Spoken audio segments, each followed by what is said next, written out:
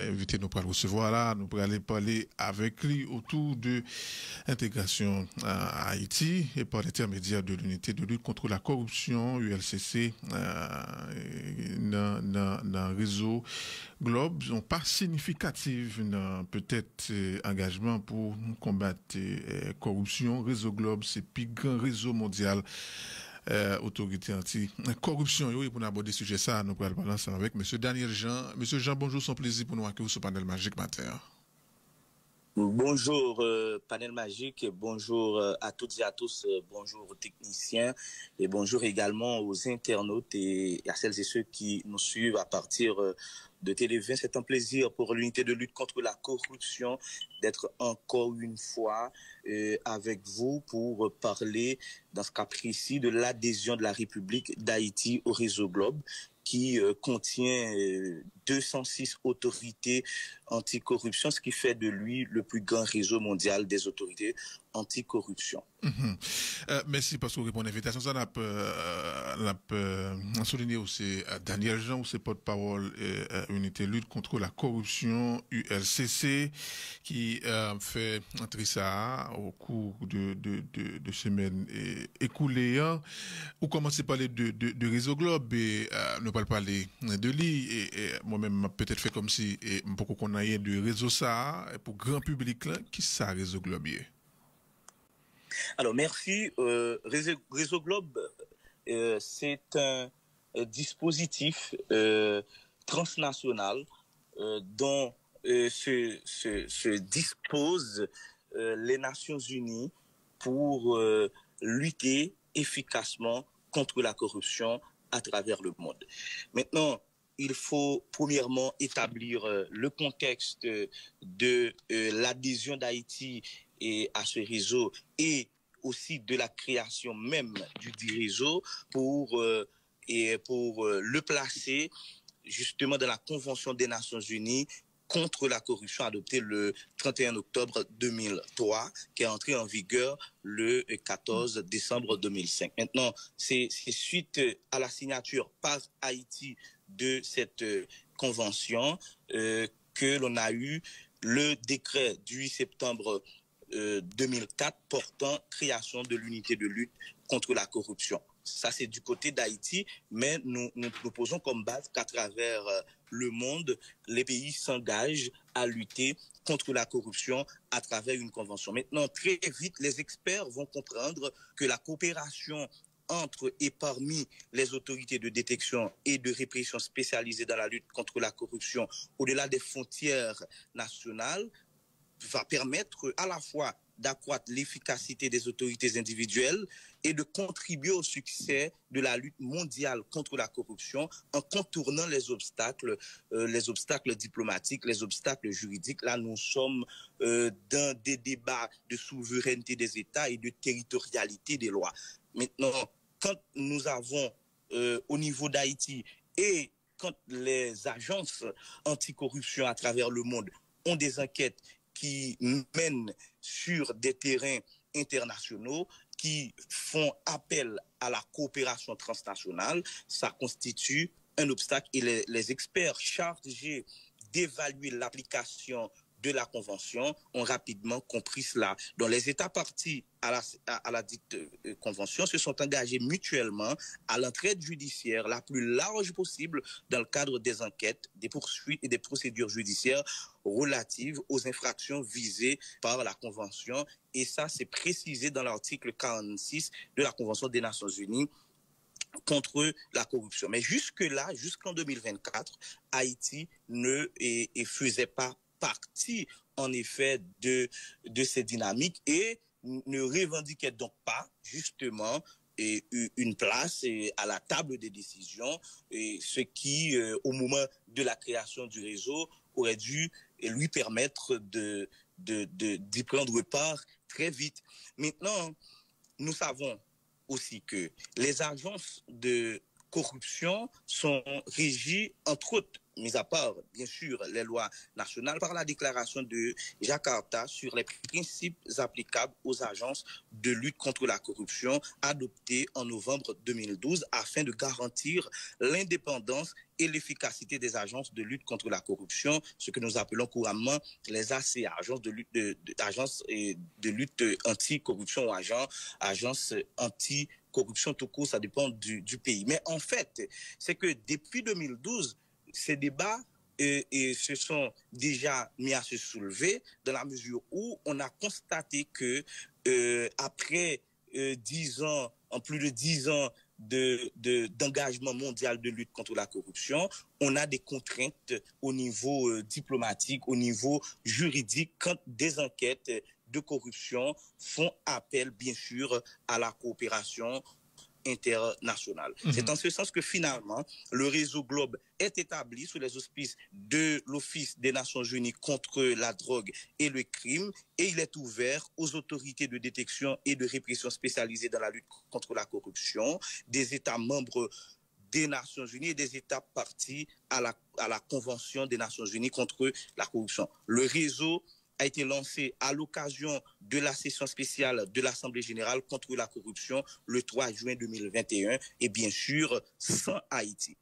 En passant, le vrai nom du réseau, c'est le réseau opérationnel mondial des autorités de détection et de répression spécialisées dans la lutte contre la corruption, communément appelé réseau Blog. Voyons maintenant, si vous permettez rapidement, l'objectif principal du réseau pour bien comprendre ce dans quoi Haïti est rentré. Il vise à faciliter la coopération informelle entre les autorités de détection et de répression spécialisées dans la lutte contre la corruption, comme le prévoit l'article 48 de la Convention. Vous voyez, donc dès la mise en place de la Convention en 2003, on a prévu qu'il devrait y avoir une coopération entre les États membres, entre les pays, pour faciliter, n'est-ce pas, la poursuite et les enquêtes d'abord et la poursuite et les poursuites pénales en matière de corruption, mais il a fallu un dispositif, il a fallu un instrument, il a fallu donc une structure qui matérialise les vœux de l'article 48 de cette convention et c'est précisément ce que fait le réseau Globe qui est la matérialisation de ce vœu pieux avec une vision claire, une coopération et une collaboration informelle, transnationale, rapide et efficace dans la lutte contre la corruption. Donc, pour répondre en résumé à votre question, qu'est-ce que le réseau Globe? Eh bien, le réseau Globe est ce dispositif transnational qui vise à faciliter la coopération transnationale dans la lutte contre la corruption. Il vise également à renforcer l'échange de communication et d'apprentissage par les pairs entre les autorités de détection et de répression spécialisées dans la lutte contre la corruption, tout en complétant enfin et en coordonnant son travail avec les plateformes de coopération internationale. Donc, si l'ULCC, à partir maintenant de son intégration, a des enquêtes, et comme c'est déjà le cas, puisqu'on a déjà, nous autres, de notre côté, fait le constat, qui font appel, bien entendu, qui nous mènent sur des terrains internationaux, on n'aura plus l'ensemble, l'éventail des contraintes qui est structurelles et juridiques aussi qui existaient, en fait diplomatiques aussi qui existaient avant. Aujourd'hui, l'unité de lutte contre la corruption, dans une perspective de recouvrement des avoirs mal acquis, pourra, et c'est ça la nouvelle, de bon goût pour les amis de l'ordre et de la bonne gouvernance, nouvelle de très mauvais goût pour les dilapidateurs et les corrompus et les corrupteurs. L'ULCC pourra étendre ses enquêtes à l'échelle mondiale, pourra confisquer, saisir les avoirs et aura de meilleures communications, avoir des données, faciliter l'avancement de nos enquêtes puisque limite à travers ce grand réseau, le réseau Globe. Alors, c'est là nous devons aller, justement, concrètement, qui ça, on dit, intégration dans le réseau, ça, les permettre de nous faire, peut-être, nous, c'était quelqu'un de cas concret, on est capable de, nous, qui était mieux, illustrer ça. Et par exemple, si nous avons une enquête, nous avons mené autrefois de contraintes nous avons gagné par rapport avec juridiction nous, qui limitée, qui contraintes nous avons gagné. Et je dis, comment nous pourrons le faire, ou bien qui accès libre nous pour nous, et on dit, échelonner contraintes ça, et étant juridiction nous, qui permettre nous beaucoup plus efficace notre travail. Nous, on dit concrètement pour aider auditeurs, internautes nous, mieux saisir, on dit, importance, intégration ça dans le réseau Globe, monsieur Jean.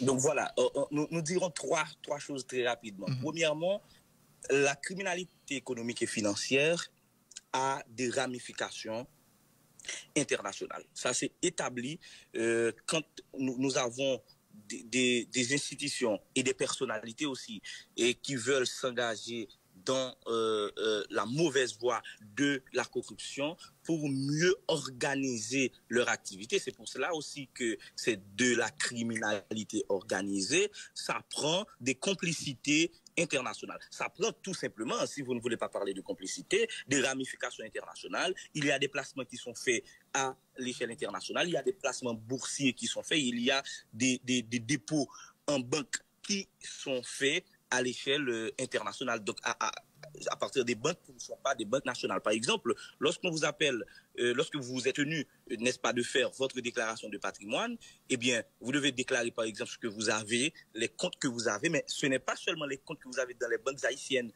c'est aussi les comptes que vous avez dans les banques internationales. Maintenant, si une personne, en déclarant son patrimoine, n'a pas précisé, bon, qu'elle détient des comptes dans des banques internationales, de toute façon, c'est déjà un manquement dans le processus même de déclaration de patrimoine. Ça peut même aboutir, si vous avez donné de fausses informations, à une infraction pénale, justement. Mais en fait, c'est que les enquêtes de l'ULCC, quand on analyse les données, quand on poursuit, quand on approfondit, on voit souvent qu'il y a des ramifications internationales. Et puis, le regard des ramifications internationales, c'est comme vous êtes en train de lyncher la vitrine, vous les regardez, et puis vous ne pouvez pas faire grand-chose dans la mesure qu'il y a tellement d'obstacles, des contraintes d'ordre diplomatique et juridique. Alors qu'il suffisait, bien entendu, d'intégrer le réseau Globe. Bon, maintenant, l'intégrer n'était pas chose facile. C'est fait pour Haïti, c'est la bonne nouvelle. Nous pouvons célébrer. Et aujourd'hui, ça va permettre justement que les criminels économiques et financiers, eh bien, aujourd'hui, c'est un peu plus facile pour Haïti de les combattre. Voyons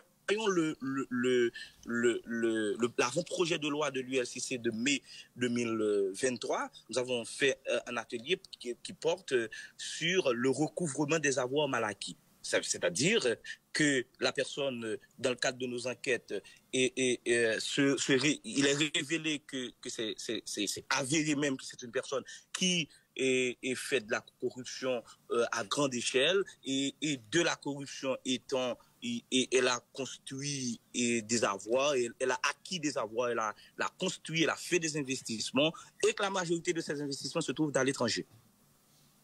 Alors que, et c'est à partir du fonds des deniers publics, à partir du fonds de l'État ici, à partir de l'argent des contribuables. Maintenant, la question, c'est comment recouvrer ces avoirs mal acquis, alors qu'ils ne sont pas en Haïti, alors qu'ils ne sont pas établis en Haïti, vous voyez. Mais le fait que leur propriétaire soit haïtien et que cet haïtien-là a acquis ses avoirs dans des conditions peu claires, donc illégales, l'ULCC maintenant à partir de son intégration au réseau Globe peut facilement geler, confisquer et recouvrer les avoirs mal acquis. Donc, cet avant-projet de loi de l'unité de lutte contre la corruption, qui est encore, bien entendu, en phase pour devenir projet de loi et loi tout court, et ça n'aura servi à rien si nous avons des dispositifs légaux, juridiques, on va dire, nationaux, mais qui ne peuvent pas se matérialiser, qui ne peuvent pas s'exécuter. Ça ne servait vraiment à rien. On a une législation en ce sens qui est très avancé. Ici, on voit même le dernier décret qui porte sur le blanchiment et des avoirs, par exemple, le décret de mai 2023, il y a des dispositifs intéressants qui permettent en quelque sorte le recouvrement des avoirs mal acquis, mais il n'y avait pas, en tout cas puisqu'Haïti n'intégrait pas le réseau Globe, il n'y avait pas cette facilité de passer à l'action, que ce soit formellement, informellement aussi, c'est le but du réseau pour aller plus vite, pour aller plus efficacement. Enfin, pour être concret avec des exemples, actuellement, parmi les 42 rapports d'enquête soumis à la justice par l'administration du directeur général maître Anne-Jacques Ludwig Joseph, il y a une très bonne partie de ces rapports d'enquête qui ont des ramifications internationales et qui exigeront justement que des avoirs mal acquis mais placés à l'étranger soient retournés, soient restitués à l'État haïtien. Et maintenant que nous sommes membres du réseau Globe, c'est désormais possible. Alors là, nous t'avons dit, est-ce que dans l'enquête ça, par rapport à contrainte nous avons, est-ce qu'il y a une possibilité pour nous retourner sur eux et réviser eux et peut-être renforcer et resoumettre encore à la justice, monsieur? En fait, ce qu'il y a, c'est que nous autres, nous faisons des enquêtes et les acheminons à la justice. C'est bien sûr à la justice de tout mettre en œuvre pour poursuivre et condamner les responsables. Maintenant, le juge d'instruction, dans le cadre de son instruction, peut à tout moment se référer à l'ULCC pour des informations complémentaires, mais peut aussi donner commission rogatoire à l'ULCC pour travailler sur une partie du dossier et pour lui ce que l'ULCC est maintenant plus apte à faire puisque les frontières sont brisées. Oui, et ça, c'est extrêmement important pour l'auditoire internaute qu'on est. Maintenant, qui vous devance, alors, qui en contrepartie, qui ça, Haïti, notamment ULCC, lui, pral mettre disponible pour l'international. Est-ce que, alors, qui ça nous pral mobiliser, qui institution nous pral mobiliser, et en retour, pour pays, l'autre pays qui, dans structure, ça, leur besoin nous pour être capable de solliciter tout eux-mêmes? En Haïti, suite à la signature par Haïti de la Convention des Nations Unies contre la corruption en 2003, un ensemble d'institutions de contrôle a été mis en place, dont l'unité de lutte contre la corruption, l'UCREF et la CNMPC également un important instrument de contrôle national. Il y avait déjà de toute façon la Cour des comptes et du contentieux administratif. Il y a l'inspection générale et des finances. Autant d'institutions appelées et dans le domaine anticorruption des institutions de contrôle de l'État. Maintenant, ces institutions elles vont elles aussi, toutes ces institutions, vous voyez, bénéficier de l'intégration d'Haïti. Parce que ce n'est pas l'ULCC qui est entré dans le réseau, c'est Haïti. Vous voyez, si l'UCREF, dans le cadre d'une enquête, a besoin, n'est-ce pas, d'une coopération internationale formelle ou informelle, elle le peut maintenant. Bien entendu, nous garderons à l'esprit que la principale autorité de détection et de répression de la corruption à l'échelle nationale est l'unité de lutte contre la corruption. C'est ce que dit déjà non seulement le décret portant création de l'ULCC, mais aussi les lois anticorruption, dont la première, la loi portant prévention et répression de la corruption. Donc, qu'est-ce que nous autres, nous mettrons disponible pour les pays en termes d'échange d'informations? Eh bien, c'est nos institutions supérieures de contrôle. Mais maintenant, en termes de redevance, Haïti a principalement pour redevance de continuer à se conformer aux recommandations faites lors des sessions et lors des évaluations. Et c'était ça le problème en fait. Nous avions eu un problème de vis-à-vis, un problème aussi et de présence internationale. Maintenant, depuis tantôt 4 ans, Haïti est régulièrement présente à toutes les activités liées à la convention, parce que quand vous signez la convention et vous ne participez pas aux activités, ou vous participez aux activités mais vous ne vous faites pas sentir, vous n'influencez pas les décisions à l'échelle mondiale, eh bien on ne vous voit pas. Vous voyez? Et maintenant qu'on voit Haïti depuis 4 ans sur la scène internationale participer à toutes les activités, Haïti fait des recommandations. Haïti participe également à orienter les décisions à travers notre expert national anticorruption, maître Anne-Jacques Ludwig Joseph, qui se fait accompagner d'une brillante équipe à chaque fois. Eh bien, on n'a pas eu le choix que d'accepter finalement notre demande d'intégrer le réseau Globe, et nous avons la redevance, bien entendu, de continuer à nous conformer et à participer aux activités internationales pour faire avancer la lutte anticorruption mondiale. Ça n'a pas dit, c'est que est-ce que c'est ULCC qui signe et il fait Haïti notamment maintenant entrer dans intégrer et structure ça. Maintenant, est-ce que si il y a l'autre institution dans l'autre pays qui également fait partie de structure ça, est-ce que si le besoin d'informations en Haïti, est-ce que le cas directement contacter UCREF ou bien de l'autre structure de contrôle ou bien il doit passer par ULCC? Alors, le réseau Globe a une charte. Il y a donc des clauses et principalement, elle prévoit l'échange d'informations, l'échange de communication entre les pays membres.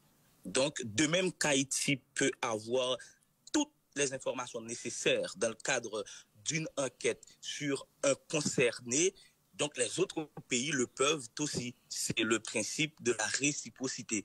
Mais maintenant, il y a une procédure. Si un pays, dans le cadre d'une enquête, a besoin d'une information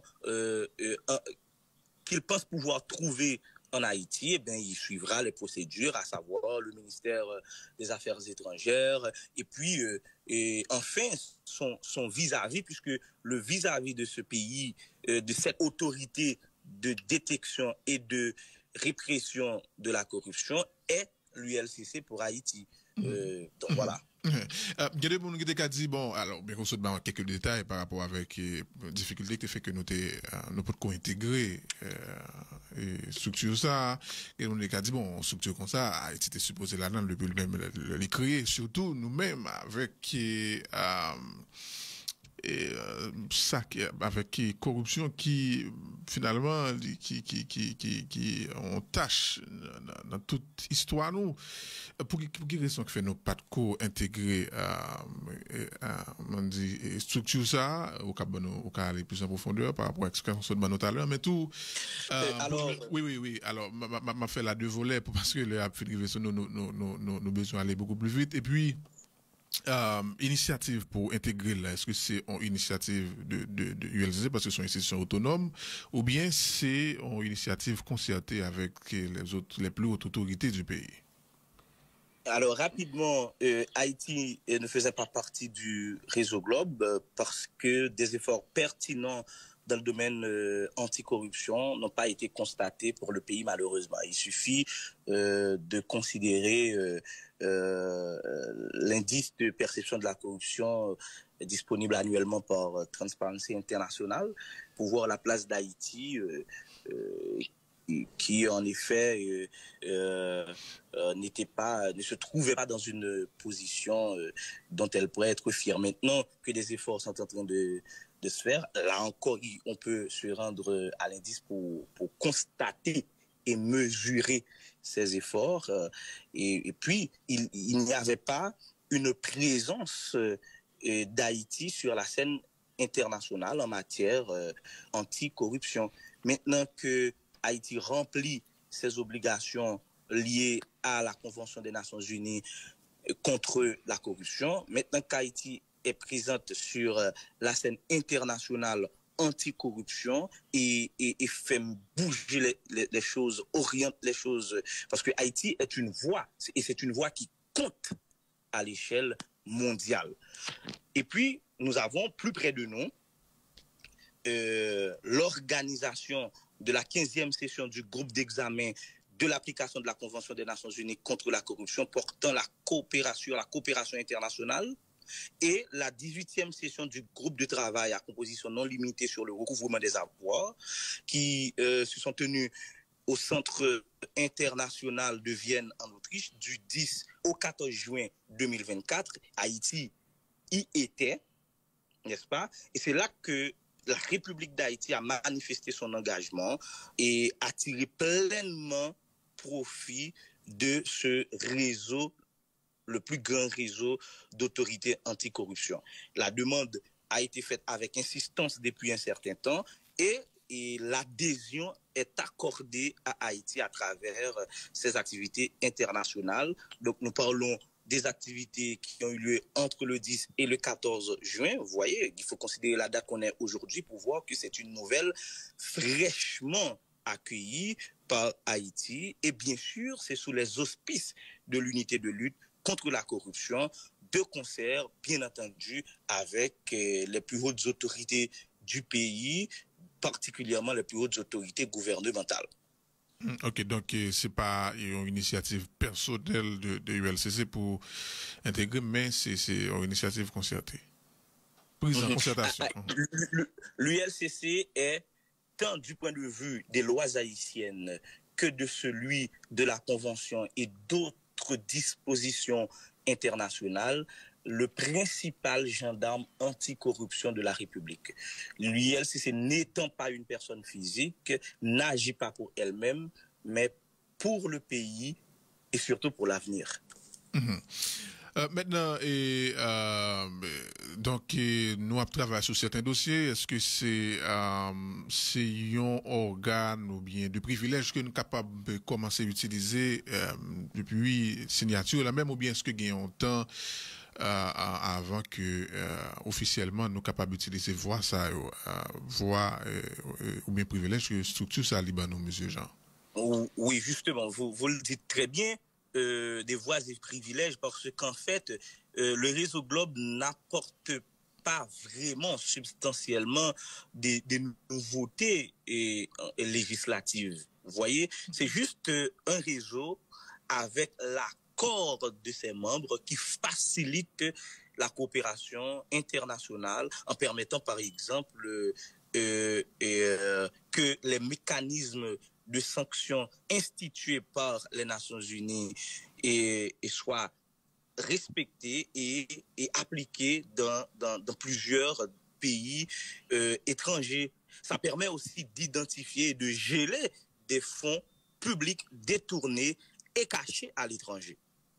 Ça permet facilement, n'est-ce pas, l'interdiction de voyager par rapport aux personnes indexées dans des cas avérés de corruption. Vous voyez? Donc, il y a un ensemble de dispositifs nationaux et internationaux qui, en effet, restaient figés et si le pays concerné ne faisait pas partie de ce réseau. Maintenant que nous faisons partie de ce réseau, eh bien, nous n'avons qu'à souhaiter qu'Haïti en fasse bon usage. Et par bon usage, nous voulons dire et faciliter les enquêtes de corruption et aussi permettre à la justice, enfin, de bouger et de faire des procès, donc de prononcer des sentences. Sur les 42 dossiers remis à la justice par cette administration dirigée par le directeur général maître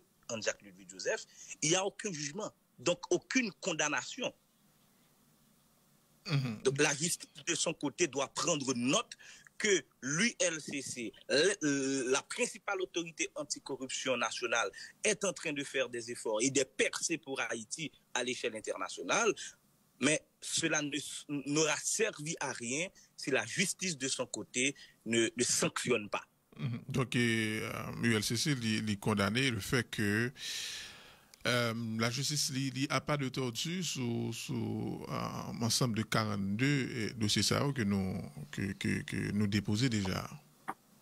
Oui, il n'y a pas que ces 42 dossiers. Vous voyez, il y a, si nous prenons de 2004 à aujourd'hui, ça fait plus de 70 dossiers déposés par l'unité de lutte contre la corruption. Et vous avez un seul procès et ensuite vous n'avez rien.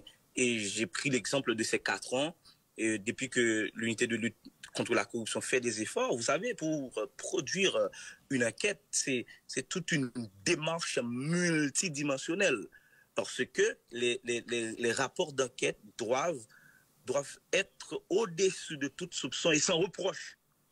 Ce que l'ULCC se hâte et de faire, et maintenant ces rapports, il faut questionner leur avenir. Leur avenir dépend de la justice. Donc nous déplorons fort bien que la justice soit aussi lente et quelquefois même indifférente face au rapport d'enquête de l'unité de lutte contre la corruption. Avant de terminer, M. Jean, nous pas capable de parler de déclaration patrimoine. Il y a un gouvernement qui sortant, alors même qui même sortant, mais qui est déjà parti. Il y a une qui fait qu'installer et quid de déclaration patrimoine. Justement, l'unité de lutte contre la corruption profite de cette question pour s'adresser à toute l'administration publique et en particulier à 2 catégories de personnes, en effet, qui sont des fonctionnaires des hautes autorités de l'État. Enfin, je dis sont, mais je pouvais dire que la première catégorie l'était, n'a pas les 2 monde qui quittent fonction et la deuxième catégorie, c'est monde qui fin prend fonction. En tout cas, la loi portant déclaration patrimoine par certaines catégories de personnalités qui sont donc assujetties, du février 2008, fait obligation à ces personnalités de faire leur déclaration de patrimoine d'entrée 30 jours après leur prise de fonction et leur déclaration de patrimoine de sortie 30 jours après leur prise de fonction. C'est même constitutionnel. Maintenant, l'ULCC, à travers l'article 4 de la dite loi, est chargé de la mise en œuvre de la déclaration, du processus de la déclaration de patrimoine conjointement avec les tribunaux. Donc, l'ULCC envoie un signal clair et rappelle la nécessité pour les concernés de venir faire, dans un cas comme dans un autre, leur déclaration de patrimoine, et elles seront, les autorités, elles seront accompagnées et elles seront prises en charge, et elles peuvent un peu partout dans le pays se rendre au greffe des tribunaux de première instance pour trouver les formulaires et les informations nécessaires. Et le gouvernement là, depuis le 25 avril, je crois, 25 avril, le 25 mai, je crois, et de bon petit temps là, oui, nous pouvons gagner un signal sur déclaration patrimoine. Disons que les déclarations de patrimoine, c'est un processus entièrement confidentiel, et parce que ça fait aussi partie de nos enquêtes patrimoniales. Nous ne pouvons que rappeler la nécessité, tout un chacun, de venir accomplir cette formalité légale, parce que le cas échéant, l'unité de lutte contre la corruption est en droit de faire ce que de droit. Merci un peu, monsieur Jean, pour tout temps accordé nous, qui est extrêmement important pour nous, et pour nous parler de structure ça, qui peut-être est en juridiction nous, et ben nous de voix et de privilèges pour nous à mieux efficace en travail que nous avons fait. Et bon, nous, Jean Sodilan, nous espérons que fait de bon usage de lui, et pour porter fuir dans le jour qui a venu là. Merci encore pour tout temps accordé nous. Nous souhaitons passer un bon samedi, un bon week-end, monsieur Jean. Merci beaucoup. Voilà, nous avons parlé avec Daniel Jean, qui c'est porte-parole ULCC, Unité de lutte contre la corruption, qui dans la semaine écoulée et intégré et structure ça qui est le réseau Globe que monsieur Jean en long et en large expliqué qui sa structure ça y est qui avantage que n'a pas tiré de lui et qui ça nous même tout n'a gagné pour nous partager et peut-être comment nous conformer nous par rapport avec exigence que il pral faire nous.